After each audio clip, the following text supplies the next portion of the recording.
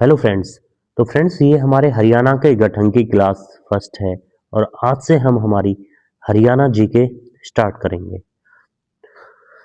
सबसे पहला पॉइंट आता है हमारा इसमें कि ईस्ट इंडिया कंपनी की स्थापना 31 दिसंबर 1600 में हुई थी, जब ईस्ट इंडिया कंपनी को इंग्लैंड की महारानी एलिजाबेथ प्रथम ने भारत व पूर्वी देशों में व्यापार करने की अनुमति दी थी, शुरू में 15 साल के लिए।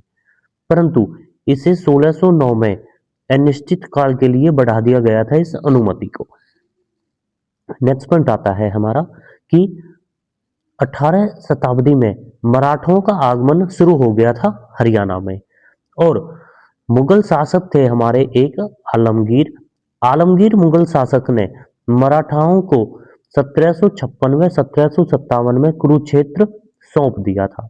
दोबारा से देखिए कि 1800 शताब्दी में मराठाओं का आगमन शुरू हो गया था, तो मुगल शासक जो थे उस समय वो थे आलमगीर, और आलमगीर ने मराठाओं को 1756 व 1757 में कुरुक्षेत्र कुरुक्षेत्र सौंप दिया था। तो कुरुक्षेत्र में अपना व्यापार व अपना शासन चला रहे थे। नेक्स्ट पॉइंट है हमारा कि आगे चलकर पानीपत में 3 लड़ाइयां होती हैं। पानीपत की जो 3 लड़ाइयां हैं पहली लड़ाई हुई थी 1526 में बाबर और इब्राहिम लोदी के बीच में, इसमें बाबर जीत जाते हैं। दूसरी लड़ाई हुई थी 1556 में अकबर और हेमू के बीच में, इसमें अकबर जीत जाते हैं। और जो तीसरी लड़ाई हुई थी पानीपत की हमारी 1761 में, और यह लड़ाई हुई थी मराठा और अफगानों के बीच में। और मराठाओं का नेतृत्व किया था इसमें सदाशिव भाऊ ने, और अफगानों का नेतृत्व किया था अहमद शाह अब्दाली ने। और इस युद्ध में, जो पानीपत का तीसरा युद्ध था, इस युद्ध में अहमद शाह अब्दाली जीत जाते हैं। मराठाओं का जिन्होंने नेतृत्व किया था सदाशिव भाऊ ने ही कुरुक्षेत्र में एक मंदिर का निर्माण करवाया था, जो था हमारा स्थानेश्वर मंदिर बनवाया था सदाशिव भाऊ ने। जब अहमद शाह अब्दाली जीत जाते हैं तो हरियाणा को 2 भागों में विभाजित कर दिया जाता है। एक होता है उत्तर हरियाणा, दूसरा होता है दक्षिण हरियाणा। उत्तर हरियाणा का जो गवर्नर बनाया जाता है वो होता है जैन खान, और दक्षिण हरियाणा का जो गवर्नर बनाया जाता है या जिसको दक्षिण हरियाणा सौंपा जाता है वो होता है नजीब दौला। और नजीब दौला ही पिता थे जैन खान के। जैन खान पुत्र थे नजीब दौला के।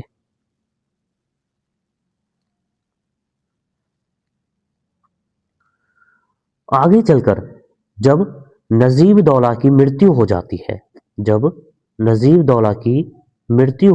है तो नजीब दौला का जो पुत्र होता है जैन खान को महादजी संध्या हरा देते हैं हिसार में ये इसको हरा देते हैं, और हरियाणा पर महादजी संध्या का अधिकार हो जाता है। परंतु आगे चलकर जब महादजी संध्या, नेक्स्ट पॉइंट है हमारा कि महादजी संध्या गोकुलगढ़ किले पर अधिकार कर लेते हैं, परंतु नजफ कुली के द्वारा महादजी संध्या को हरा दिया जाता है और गोकुलगढ़ किले पर नजफ कुली का अधिकार हो जाता है। नेक्स्ट पॉइंट है हमारा कि आगे चलकर जब महादजी संध्या संघर्ष करते हैं, वह लड़ाइयां लड़ते हैं, तो 1789 में संपूर्ण हरियाणा पर महादजी संध्या का अधिकार हो जाता है। और ये क्वेश्चन हमारे हरियाणा के प्रीवियस पेपरों में भी आया है। तो जब महादजी संध्या का पूरे हरियाणा पर अधिकार हो जाता है 1789 में, तो आगे चलकर अंग्रेज व मराठाओं के बीच में युद्ध चलते हैं। जो अंग्रेज व मराठा जो शुरू में, जैसे मराठाओं के जो वास्तविक संस्थापक माने जाते हैं वो हैं शिवाजी प्रथम, और शिवाजी के प्रथम मराठाओं के ही शासनकाल में एक और वंश उभर के आता है, जो है हमारे पेशवा वंश। तो अंग्रेज व मराठाओं के बीच में 3 आंगल युद्ध होते हैं, 3 आंग्ल मराठा युद्ध होते हैं। पहला जो युद्ध है हमारा वो है हमारा कि प्रथम युद्ध जो चलता है वो 1775 से लेके 1782 में होता है और यह युद्ध अंग्रेज व मराठाओं के बीच में होता है। इस युद्ध की जो समाप्ति होती है वो सालबाई की संधि से होती है। दूसरा जो युद्ध होता है आंग्ल मराठा युद्ध, वो 1803 से लेके 1805 ईस्वी तक चलता है और यह युद्ध भी अंग्रेज व मराठाओं के बीच में होता है और इस युद्ध की समाप्ति जो होती है 1805 में वो बैसिन की संधि के द्वारा होती है और इसी दौरान 1803 में एक संधि होती है, वो होती है 1803 में अंग्रेज व दौलत राव सिंधिया के बीच में। दौलत राव सिंधिया के बीच में यह संधि होती है 1803 में। सुरजी अंजन गांव की संधि इसे कहा जाता है। नेक्स्ट जो हमारा तीसरा युद्ध आता है, तीसरा युद्ध है हमारा, यह युद्ध चलता है 1806 से लेके 1818 तक और इस युद्ध में जो हमारा तीसरा आंग्ल मराठा युद्ध है 1818 में, जब अंतिम पेशवा जो होते हैं बाजीराव दिरते जो होते हैं हमारे, इनकी जब मृत्यु कर दी जाती है, जब ये सहायक संधि स्वीकार नहीं करते हैं तो इनको मार दिया जाता है अंग्रेजों के द्वारा और इसी से ही जो मराठा शक्ति का अंत हो जाता है। तो ये थे हमारे 3 आंग्ल मराठा युद्ध। नेक्स्ट पॉइंट है हमारा कि 1805 ईस्वी में अंग्रेजों ने करनाल पर अधिकार कर लिया था और इन्होंने करनाल में 1805 में छावनी बनाई थी जिसे हम करनाल की छावनी कहते हैं। वह करनाल छावनी की स्थापना की गई थी, परंतु करनाल में एक बीमारी आ जाती है मलेरिया बीमारी के कारण जो ये छावनी थी इसका स्थानांतरण कर दिया जाता है अंबाला में 1843 में। तो अंबाला छावनी की जो स्थापना होती है अंबाला में वो होती है 1843 ईस्वी में। नेक्स्ट पॉइंट होता है कि जब करनाल पर अधिकार कर लिया था 1805 में अंग्रेजों ने, जब करनाल पर अधिकार कर लिया था तो करनाल शहर को अंग्रेजों द्वारा नवीनतम पद्धति से बसाया गया प्रथम शहर था। तो अंग्रेजों के द्वारा जो प्रथम शहर बसाया गया था नवीनतम पद्धति से वो था हमारा करनाल। नेक्स्ट पॉइंट आता है हमारा कि 1809-1810 में संपूर्ण हरियाणा पर अंग्रेजों का अधिकार हो जाता है। तो अंग्रेजों का जो संपूर्ण अधिकार हुआ था वो 1809-1810 में हुआ था पूरे हरियाणा पर। अब जब हरियाणा पर 1809 में अधिकार हो जाता है तो अंग्रेज जो थे वो अपना शासन चलाते हैं अपने तरीके से। नेक्स्ट पॉइंट है हमारा कि 29 मार्च 1857 को मंगल पांडे क्रांति की शुरुआत कर देते हैं। जब मंगल पांडे जो थे वो 34वीं रेजिमेंट के सैनिक थे बैरकपुर में और बैरकपुर में मंगल पांडे 2 अंग्रेजों पर गोली चला देते हैं और एक नारा दिया जाता है कि मारो फिरंगियों को। यह नारा दिया जाता है मंगल पांडे के द्वारा 29 मार्च 1857 को। और जब मंगल पांडे गोली चलाकर भाग जाते हैं तो मंगल पांडे को 8 अप्रैल को पकड़ लिया जाता है और फांसी दे दी जाती है।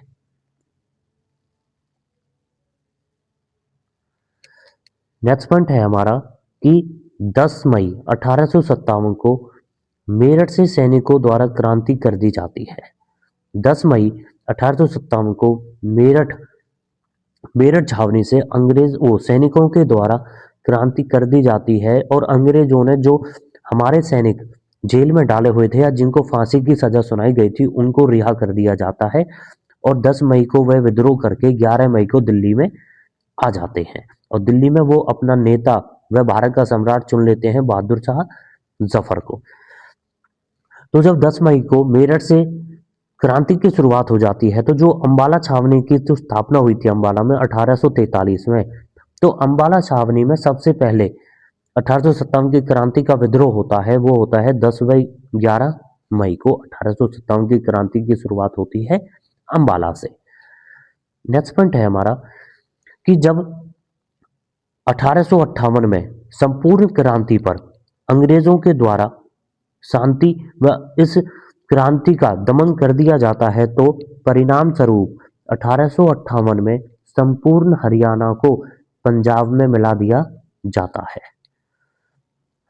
नेक्स्ट पॉइंट है हमारा कि 1858 अधिनियम के तहत ईस्ट इंडिया कंपनी का जो शासन चल रहा था भारत में, 1600 में जो ईस्ट इंडिया कंपनी की स्थापना हुई थी, 1600 से लेके 1757 वो 1857 तक ईस्ट इंडिया कंपनी का शासन चलता है, परंतु 1857 की क्रांति की वजह से भारत पर ब्रिटिश क्राउन का शासन चलता है। ब्रिटिश क्राउन का शासन चलता है 1857 के बाद। 1858 अधिनियम के तहत ही जो हमारे गवर्नर जनरल था, जिसको हम भारत का गवर्नर जनरल कहते थे, उसका नाम बदलकर अब वायसराय कर दिया गया है। और प्रथम जो हमारा वायसराय बना था वो था हमारे लॉर्ड कैनिंग, और अंतिम जो गवर्नर जनरल था वो भी था लॉर्ड कैनिंग। तो लॉर्ड कैनिंग को अब भारत का प्रथम वायसराय कहने लगे थे। नेक्स्ट पॉइंट है हमारा बंगाल प्रेसिडेंसी। जब 1764 में बक्सर का युद्ध होता है, 1757 में प्लासी का युद्ध होता है, और 1764 में बक्सर का युद्ध होता है बंगाल में। और इसी युद्ध में अंग्रेजों के द्वारा जो 3 संगठन बने थे, जो मुगल शासक शाह आलम, अवध के नवाब और मीर कासिम, तो इनको हरा दिया जाता है अंग्रेजों के द्वारा। तो बक्सर के युद्ध में जब अंग्रेज जीत जाते हैं, तो अंग्रेजों की संधि होती है मुगल शासक शाह आलम से। तो शाह आलम एक संधि करते हैं अंग्रेजों के साथ 12 अगस्त 1765 में। और यह जो संधि होती है, इस संधि में इसे इलाहाबाद की संधि कहते हैं, और इस संधि में 3 क्षेत्रों की दीवानी दे दी जाती है, जिसमें मद्रास, बंगाल व बिहार। मद्रास, बंगाल व बिहार की दीवानी दे दी जाती है अंग्रेजों को।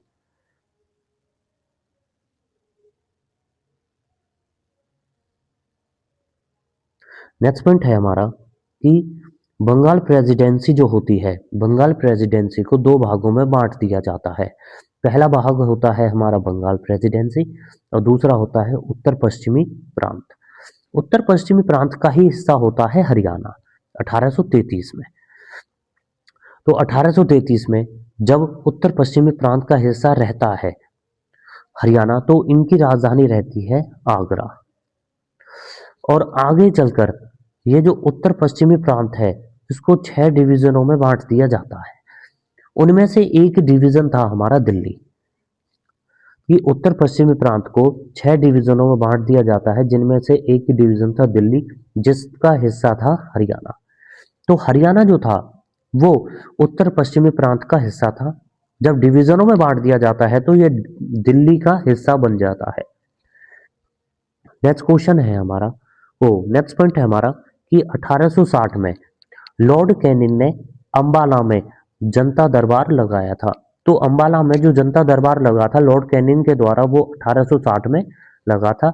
वह अंबाला में ही डाक सेवा की शुरुआत की गई थी। डाक सेवा की शुरुआत भी अंबाला से ही की गई थी।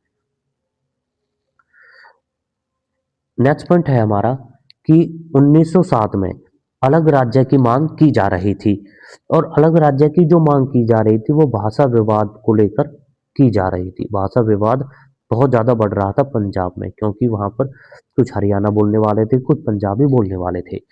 तो 1907 में अलग राज्य की मांग की गई थी लाला लाजपत राय के द्वारा, आसिफ अली के द्वारा और नेकीराम शर्मा के द्वारा।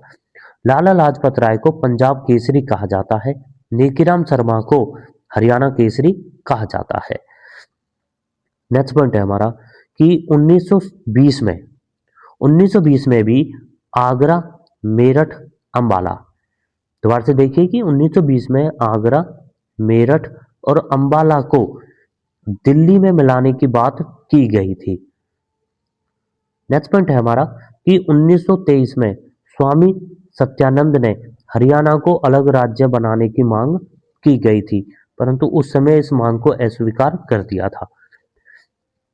नेक्स्ट पॉइंट है हमारा कि 1926 में दिल्ली में एक अधिवेशन हो रहा था जिसका नाम था अखिल भारतीय मुस्लिम अधिवेशन।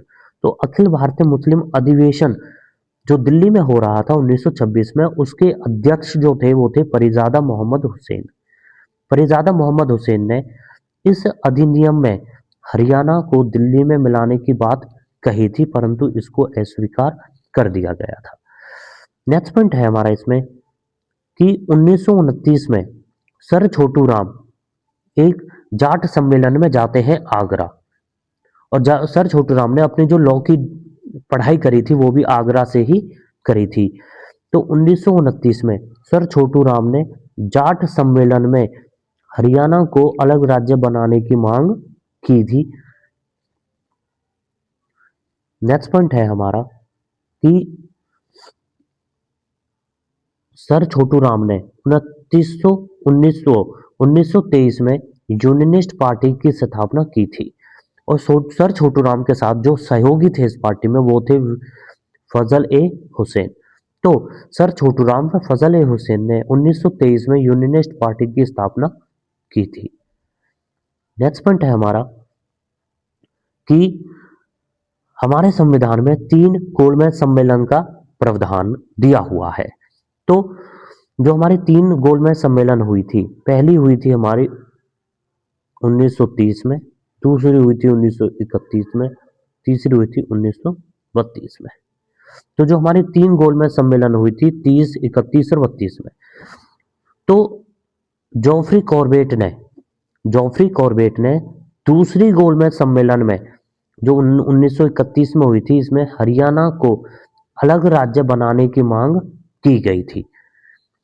और इन तीनों जो ये लंदन में हुई थी, तीनों गोलमेज सम्मेलन, इन तीनों में बी आर अम्बेडकर ने भाग लिया था।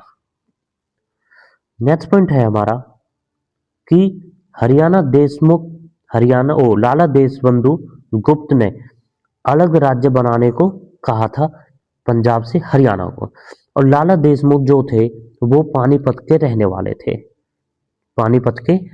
वाले थे, और लाला देशमुख को जो देशमुख की उपाधि मिली थी वो श्रद्धानंद व महात्मा गांधी ने दी थी। दोबारा से देखिए कि लाला देशबंधु गुप्त ने अलग राज्य बनाने की मांग की गई थी।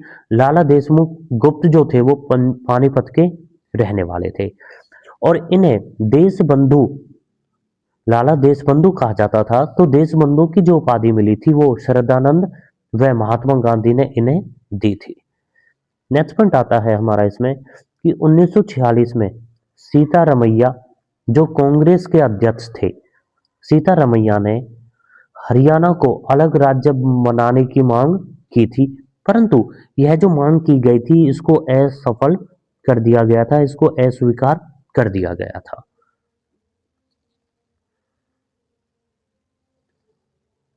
नेक्स्ट पॉइंट है हमारा इसमें कि जब भारत आजाद होता है 15 अगस्त 1947 को, तो हरियाणा जो था वो हमारा पंजाब का हिस्सा बन रहता है पहले से भी। तो हरियाणा जो था वो पंजाब का हिस्सा ज्यों का त्यों ही रहता है 1947 में, और हरियाणा को पंजाब में मिलाया गया था 1858 में। तो आज़ादी के बाद भी जब हमको आज़ाद कर दिया गया था तब भी हरियाणा पंजाब का ही हिस्सा रहता है। नेक्स्ट पॉइंट है हमारा कि स्वतंत्र भारत में पंजाब का जो प्रथम सीएम बना था वो बने थे गोपी चंद भार्गव। तो स्वतंत्र भारत का जो प्रथम पंजाब का सीएम बना था, मुख्यमंत्री बना था, वो बना था गोपी चंद भार्गव, और जो गवर्नर बने थे वो बने थे माधवलाल त्रिवेदी और चंदूलाल। नेक्स्ट पॉइंट है हमारा इसमें कि 1948 में सिख नेता तारा सिंह ने अजीत नामक अखबार में पंजाबी सूबे की मांग की थी। सबसे पहले जो पंजाबी सूबे की मांग की गई थी वो सिख नेता तारा सिंह ने की थी 1948 में। नेक्स्ट पॉइंट है हमारा इसमें कि 1947 से लेके 1956 तक हरियाणा पंजाब के जिस हिस्से का भाग था उसको पेप्सू कहा जाता है, उसको पेप्सू कहा जाता है। और पेप्सू की जो फॉर्म है वो है हमारी Patiala and east Punjab states union. एक बार दोबारा से देखिए कि 1947 से 1956 तक हरियाणा पंजाब का हिस्सा रहता है, पूर्वी पंजाब का। और पूर्वी पंजाब का जब हिस्सा रहता है तो उस हिस्से को पेप्सू कहा जाता है। और पेप्सू की फुल फॉर्म है Patiala and east Punjab state union. उसके बाद भीम सिंह सच्चर, भीम सिंह सच्चर जो थे, भीम सिंह सच्चर के द्वारा एक फॉर्मूला लाया जाता है जिसे सच्चर फॉर्मूला कहते हैं। और ये जो फॉर्मूला लाया गया था ये पंजाब में जो विवाद चल रहा था उसको शांत करने के लिए वह भाषा के आधार पर क्या प्रावधान निकलेगा उसके लिए सच्चर फॉर्मूला लाया गया था 1 नवंबर 1949 को। तो फ्रेंड्स हम अपने सच्चर फॉर्मूले से अपनी नेक्स्ट क्लास शुरू करेंगे। तो अभी हम जो हमने अपना टॉपिक किया है उसी से संबंधित हम अपने एमसीक्यू क्वेश्चंस करते हैं। पहला क्वेश्चन है हमारा कि हरियाणा को अलग राज्य बनाने का सबसे अधिक विरोध किस क्षेत्र के नेताओं ने किया था? क्योंकि जब भाषा के आधार पर विवाद हो रहे थे तो बहुत से नेता ऐसे थे जिन्होंने जो इस पक्ष में थे कि हरियाणा को पंजाब से अलग कर देना चाहिए, परंतु कुछ ऐसे भी नेता थे जिन्होंने ये कहा था कि नहीं, हरियाणा को पंजाब से अलग नहीं करना चाहिए। और ये जो विवाद चल रहा था ये सबसे ज़्यादा जो चंडीगढ़ थी, चंडीगढ़ जो आज के समय में दोनों राज्यों की राजधानी है, जो एक केंद्र शासित प्रदेश है, उसके लिए विवाद हो रहा था। तो जो सबसे ज़्यादा विरोध किया गया था वो पंजाब क्षेत्र के नेताओं ने किया था। नेक्स्ट क्वेश्चन है हमारा कि पंजाब के किस नेता ने पंजाबी सूबा आंदोलन का समर्थन किया था? तो पंजाबी सूबे का जो सबसे पहले जो प्रयोग किया गया था वो 1948 में किया गया था मास्टर तारा सिंह के द्वारा, मास्टर तारा सिंह के द्वारा किया गया था। और यह इन्होंने जो आंदोलन का समर्थन किया था वो अजीत नामक अखबार में प्रथम सूबे आंदोलन में सूबे शब्द का प्रयोग किया था। नेक्स्ट पॉइंट है हमारा,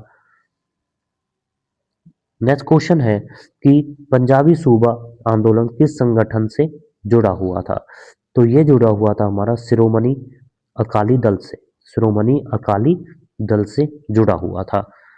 नेक्स्ट क्वेश्चन है हमारा कि हरियाणा अलग राज्य बनने के मुद्दे पर सबसे बड़ा विवाद किस शहर को लेकर था? तो वो था हमारा चंडीगढ़ को लेकर, जो आज के समय में दोनों राज्यों की राजधानी है।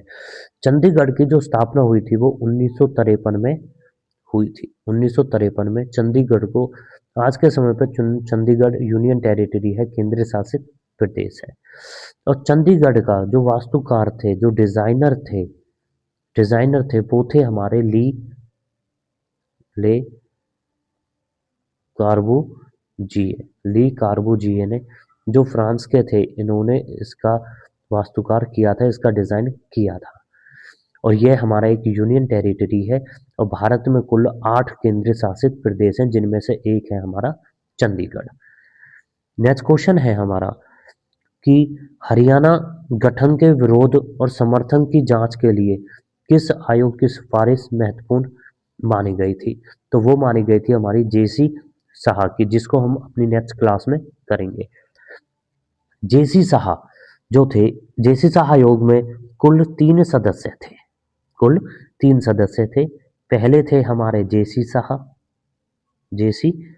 जो अध्यक्ष भी थे। दूसरे थे हमारे एस दत्त और तीसरे थे हमारे एम फिलिप हमारे, ये हमारे 3 सदस्य थे जेसी साहा आयोग के। नेक्स्ट क्वेश्चन है हमारा कि ईस्ट इंडिया कंपनी को व्यापार का अधिकार किसने दिया था? तो तो ईस्ट इंडिया कंपनी को जो व्यापार का अधिकार मिला था वो क्वीन एलिजाबेथ ने दिया था 1600 में जब ईस्ट इंडिया कंपनी की शुरुआत में जो स्थापना हुई थी वो इंग्लैंड में हुई थी। उसके बाद इन्हें अधिकार दे दिया था भारत और पूर्वी देशों के साथ व्यापार करने का। परंतु 1609 में जो ईस्ट इंडिया कंपनी थी इसको अनिश्चित काल के लिए व्यापार करने का अनुमति दे दी थी।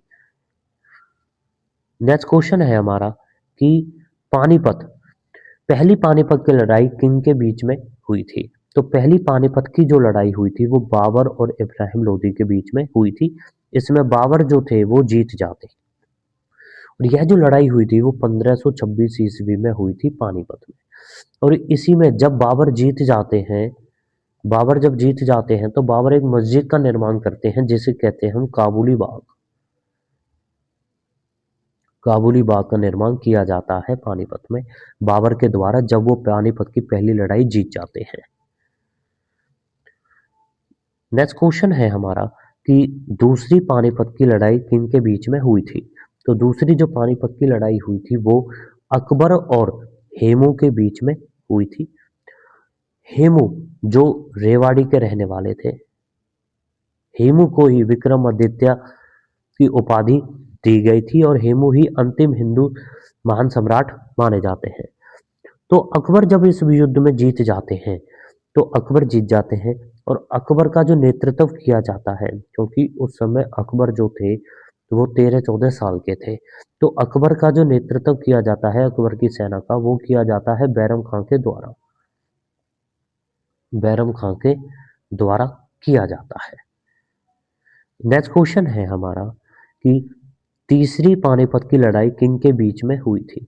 तो तीसरी पानीपत की जो लड़ाई हुई थी वो 1761 में हुई थी और यह लड़ाई हुई थी मराठा और अफगानों के बीच में और इसमें जब अफगान जीत जाते हैं। नेक्स्ट क्वेश्चन है हमारा कि हरियाणा क्षेत्र पर मराठाओं का नियंत्रण लगभग किस वर्ष तक रहा था। तो यह नियंत्रण रहा था हमारा 1803 तक। 1803 में जब संधि होती है सुरजी अंजन गांव की संधि, और यह संधि जो होती है वो अंग्रेज और दौलत राम सिंधियाओं के बीच में होती है और अंग्रेजों का जो नियंत्रण हो जाता है भारत पर वो 1809 व 1810 में पूरा अधिकार हो जाता है हरियाणा पर। नेक्स्ट क्वेश्चन है हमारा कि महादजी सिंधे व महादजी सिंधिया ने हरियाणा जो दिल्ली क्षेत्र में था पर प्रभाव स्थापित कब कर दिया था। तो उन्होंने जो प्रभाव स्थापित कर दिया था वो 1771 में कर दिया था। उसके बाद जो संपूर्ण हरियाणा पर अधिकार होता है महादजी सिंधिया का, संपूर्ण हरियाणा पर जो अधिकार होता है वो होता है 1789 में अधिकार हो जाता है संपूर्ण हरियाणा पर। नेक्स्ट क्वेश्चन है हमारा कि सुरजी अंजन गांव की संधि किन के बीच में हुई थी। तो सुरजी अंजन गांव की संधि जो हुई थी वो मराठाओं का जो दूसरा युद्ध चल रहा था, अंगल मराठा युद्ध 1803 से 1805 तक जो चल रहा था जिसमें बैसिंग की संधि हुई थी। तो इसी युद्ध के तहत एक और संधि हुई थी, वो हुई थी हमारी दौलतराव सिंधिया और अंग्रेजों के बीच में। ईस्ट इंडिया कंपनी भी कहा जाता था अंग्रेजों को। तो यह जो संधि हुई थी यह हमारी 1803 में यह संधि हुई थी। नेक्स्ट क्वेश्चन है हमारा कि सुरजी अंजन गांव की संधि के समय भारत का जो गवर्नर जनरल कौन था। तो भारत का गवर्नर जनरल था उस समय लॉर्ड वेलेस्ली का जो शासन चला था वो हमारा 1798 से 1805 तक चला था, 1805 और 6 तक चला था। और वेलेस्ली ने ही एक नीति अपनाई थी जिसको कहते हैं हम सहायक संधि। इस संधि की शुरुआत करी थी सहायक संधि। और सहायक संधि में जो अंग्रेजी क्षेत्र, जो भारतीय क्षेत्र थे, भारत राज्य थे, इनको अंग्रेजी ब्रिटिश अंग्रेज क्षेत्र में मिला दिया जाता था। तो सहायक संधि अपनाने वाला जो प्रथम राज्य था वो था हैदराबाद। वो था हैदराबाद। हैदराबाद ने 1798 में अपनाया था। और मैसूर ने, जब टीपू सुल्तान की मृत्यु हो जाती है तो मैसूर ने 1799 में अपनाया था। टीपू सुल्तान ने नहीं अपनाया था, टीपू सुल्तान ने अपनाने से मना कर दिया था, तो टीपू सुल्तान की मृत्यु कर दी जाती है। नेक्स्ट क्वेश्चन है हमारा कि मारो फिरंगियों को का नारा किस क्रांतिकारी से जुड़ा माना जाता है। तो मारो फिरंगियों को जो नारा दिया था वो मंगल पांडे ने दिया था। मंगल पांडे ने जब 29 मार्च 1857 को क्रांति कर देता है बैरकपुर छावनी से, जो कलकत्ता में है। तो जब ये क्रांति शुरू कर देते हैं, दो अंग्रेजों को गोली मार देते हैं, क्योंकि अंग्रेजों के द्वारा एनफील्ड राइफल लाई गई थी। एनफील्ड राइफल में चर्बी के कारतूस थे और वो चर्बी बनी थी गाय व सुअर से, गाय व सुअर से। तो मंगल पांडे विद्रोह कर देते हैं 29 मार्च 1857 को और एक नारा देते हैं जिसे कहते हैं मारो फिरंगियों को। और मंगल पांडे को जो फांसी दी जाती है वो 8 अप्रैल 1857 को दी जाती है अंग्रेजों के द्वारा। नेक्स्ट क्वेश्चन है हमारा कि विभाजन के समय में, जब 1947 में भारत को आज़ादी मिली थी, 3 जून 1947 में जब विभाजन हो गया था भारत और पाकिस्तान का, तो विभाजन के बाद हरियाणा जो था वो ज्यों का त्यों पंजाब में आ गया था। परंतु जिस पंजाबी हिस्से का भाग बना था हरियाणा, उसको कहा जाता है पूर्वी पंजाब। उसको कहा जाता है पूर्वी पंजाब। और पूर्वी पंजाब का जो भाग रहा था वो 1947 से 1956 तक रहा था। और इस पूर्वी भाग को जो कहा जाता है वो पेप्सू पेप्सू कहा जाता है। तो पेप्सू की फुल फॉर्म मैंने आपको बताई थी कि Patiala and east Punjab state union. Patiala and east Punjab state union इसकी फुल फॉर्म है पेप्सू की। नेक्स्ट क्वेश्चन है हमारा इसमें कि गोलमेज सम्मेलन का मुख्य उद्देश्य क्या था। तो गोलमेज सम्मेलन का जो मुख्य उद्देश्य था वो था कि भारतीय संविधान सुधारों में पर चर्चा करना, कि हमारे भारतीय संविधान में क्या क्या सुधार होने चाहिए, इसकी चर्चा करना गोलमेज सम्मेलन का प्रमुख उद्देश्य था। 3 गोलमेज सम्मेलन हुई थी, 1930 में, 1931 में और 1932 में। और इन तीनों गोलमेज सम्मेलन में बी.आर. अम्बेडकर ने भाग लिया था। और जो हमारी दूसरी गोलमेज सम्मेलन हुई थी 1931 में, इसमें कांग्रेस की तरफ से महात्मा गांधी ने भाग लिया था।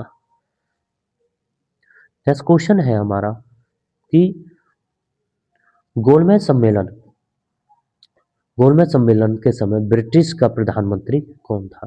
तो ब्रिटिश का जो प्रधानमंत्री था उस समय वो था रैमजे मैकडोनाल्ड। और जब दूसरी गोलमेज सम्मेलन में 1931 में महात्मा गांधी ने भाग लिया था, तो चर्चिल ने जो उसके अध्यक्ष थे गोलमेज सम्मेलन के, जो सचिव थे, चर्चिल ने महात्मा गांधी को अर्धनगन फकीर कहा था 1931 में। मतलब हाफ नेप्ड फकीर कहा था चर्चिल ने। नेक्स्ट क्वेश्चन है हमारा इसमें कि गोलमेज सम्मेलन के परिणाम स्वरूप कौन सा अधिनियम लागू किया गया था। तो अधिनियम 1935 का भारत सरकार अधिनियम लागू किया गया था।